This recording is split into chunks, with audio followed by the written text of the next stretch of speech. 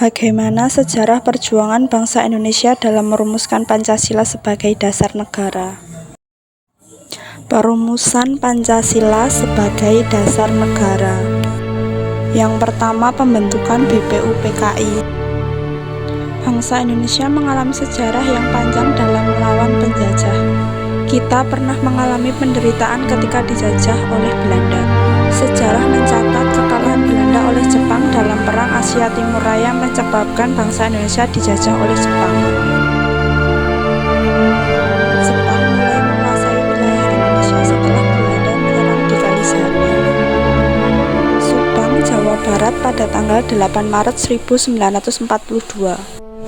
Kedatangan Jepang semula disangka baik oleh bangsa Indonesia. Banyak semboyan dikumandangkan oleh Jepang seperti Jepang Pelindung Asia, Jepang Pemimpin Asia, dan Jepang Cahaya Asia. Untuk menarik simpati bangsa kita, kenyataan sejarah menunjukkan bahwa Jepang tidak berbeda dengan Belanda, yaitu meneruskan penjajahan atas bangsa Indonesia. Pada tahun 1945, tentara Jepang mulai mengalami kekalahan di berbagai medan pertempuran. Seperti pada Perang Pasifik, pasukan Jepang dikalahkan oleh Amerika. Kekalahan tersebut mengancam kekuasaan Jepang di negara-negara jajahannya termasuk di Indonesia. Pahlawan rakyat Indonesia dan usaha Belanda menjadikan kedudukan Jepang kian lemah. Akhirnya Jepang terpaksa menjanjikan kemerdekaan kepada rakyat Indonesia. Janji tersebut untuk meredam gejolak dan perlawanan rakyat Indonesia. Janji Jepang membentuk BPUPKI atau Dokuritsu Jumbucho Sakai direalisasikan. Pada tanggal 29 April 1945, bersamaan dengan hari ulang tahun Kaisar Hiroto, secara resmi BPUPKI dilantik oleh Jepang dengan anggota berjumlah 62 orang, yang terdiri atas tokoh-tokoh bangsa Indonesia dan 7 orang anggota perwakilan dari Jepang. Ketua BPUPKI adalah Dr. Ranger Ki Haji Rajiman Wedjodiningrat dengan 2 wakil ketua yaitu Irbang Sejasio Jepang dan R.P. Sueroso.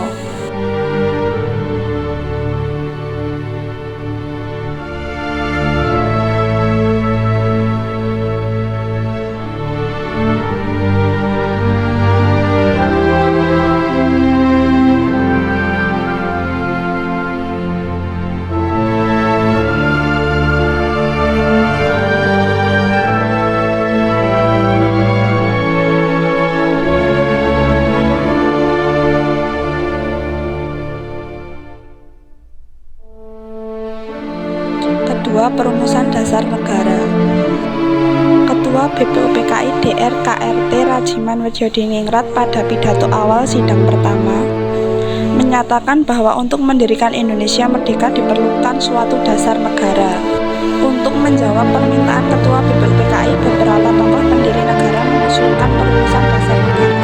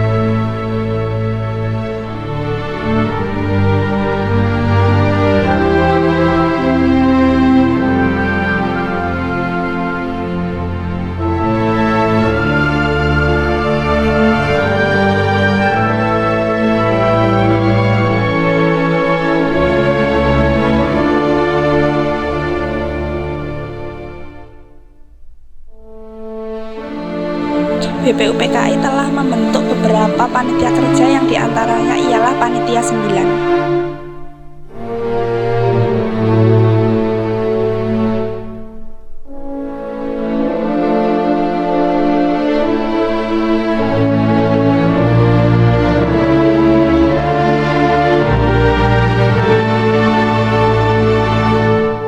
Panitia 9 mengadakan rapat di rumah kediaman Insinyur Soekarno di Jalan Pegangsaan Timur nomor 56 Jakarta.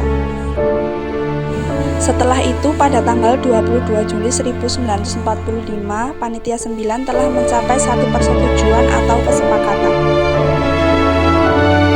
tentang rancangan pembukaan hukum dasar atau Undang-Undang Dasar. Oleh Ir Soekarno, merancang pembukaan hukum dasar ini diberi nama Mukadimah, oleh Mr. Muhammad Yamin dinamakan Piagam Jakarta, dan oleh Sudirman Wirdosandojo disebut Great Development Agreement.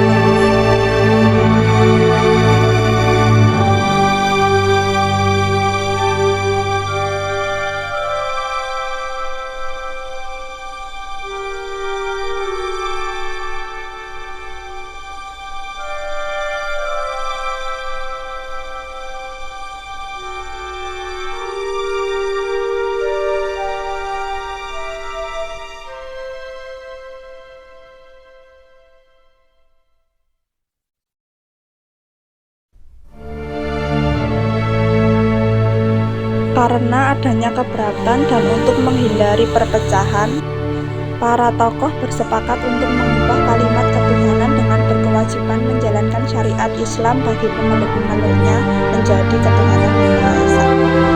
2. Jelaskan mengapa Pancasila dianggap sebagai solusi tepat bagi bangsa Indonesia yang majemuk. Pancasila sebagai pemecah masalah.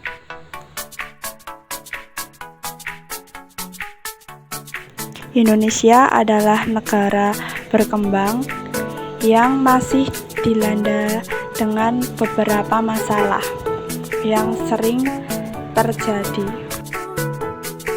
Contohnya yaitu kemiskinan, penegakan hukum yang lemah, korupsi, pendidikan yang rendah, kesenjangan sosial. Lalu bagaimana cara menyelesaikannya?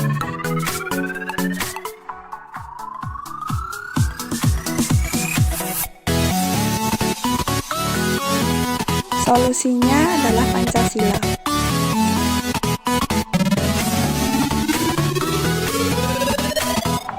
Karena setiap isi Pancasila telah mengatur semua kehidupan masyarakat di Indonesia.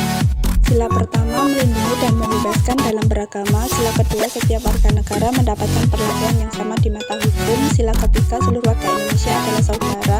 Sila keempat, setiap pengambilan keputusan dilakukan dengan musyawarah untuk mufakat. Sila kelima, setiap penduduk di Indonesia berhak mendapatkan penghidupan yang layak sesuai dengan Undang-Undang. Apabila nilai Pancasila diimplementasikan dalam kehidupan, maka tidak ada lagi ketidakadilan, terorisme, koruptor, dan kemiskinan, karena di dalam Pancasila sudah tercermin semuanya norma menjadi dasar dan ideologi bangsa dan negara, sehingga tercapailah cita-cita perumus Pancasila, yaitu menjadikan Pancasila menjadi jalan keluar dalam menuntaskan permasalahan bangsa dan negara. 3. Jelaskan dan berikan contoh implementasi nilai-nilai Pancasila dalam kehidupan bermasyarakat, berbangsa, dan bernegara. Sila pertama, ketuhanan yang Maha Esa, mendorong sikap toleransi antar umat beragama seperti dalam perayaan Hari Besar Beragama yang dihadiri oleh lintas agama. Sila kedua, kemanusiaan yang adil dan beradab, mengedepankan hak asasi manusia dan memperjuangkan keadilan sosial seperti program bantuan sosial untuk masyarakat kurang mampu. Ketiga, persatuan Indonesia, membangun rasa kebersamaan melalui kegiatan sosial seperti gotong royong dan kebersihan sosial. Sila keempat, kerakyatan yang dipimpin oleh hikmat kebijaksanaan dalam permusyawaratan perwakilan pengambilan keputusan di tingkat desa melalui musyawarah. Sila kelima, keadilan sosial bagi seluruh rakyat Indonesia, kebijakan pemerintah yang adil dalam distribusi sumber daya alam seperti pembangunan infrastruktur di daerah terpencil. Analislah kasus pelanggaran Pancasila yang sering terjadi di masyarakat. Bunyi sila pertama, ketuhanan yang Maha Esa. Pelanggaran sila ke-1, bercanda saat sholat.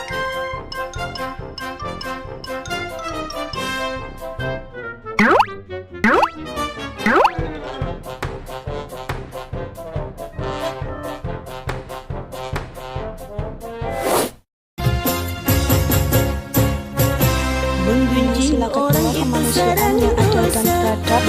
Pelanggaran sila kedua, menghibah orang. Mencaci orang itu sarang dosa, menfitnah orang itu sarang dosa, dosa, dosa, dosa, dosa, dosa.